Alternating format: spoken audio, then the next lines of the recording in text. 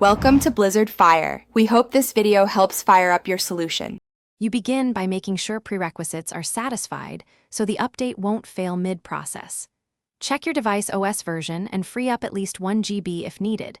This avoids download or installation errors. Once done, back up your photo library to iCloud, Google Photos, or a local machine to prevent data loss. Then connect to a stable Wi-Fi network and plug into power. These steps ensure the download completes, and the installer can run without interruption. You'll now fetch and apply the update. Open the App Store or Play Store and go directly to the Photos app page. Tapping Update starts the download. If update is missing, tap Open and review app settings or check the System Update area because app updates may require a newer OS. During installation, accept requested permissions so features work post-update.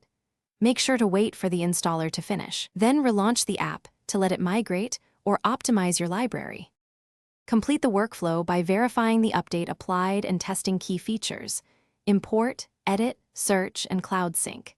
If something goes wrong, first reboot the device and clear the app cache or storage to remove corrupted temporary data. Then try reinstalling the app and restoring your backup if necessary.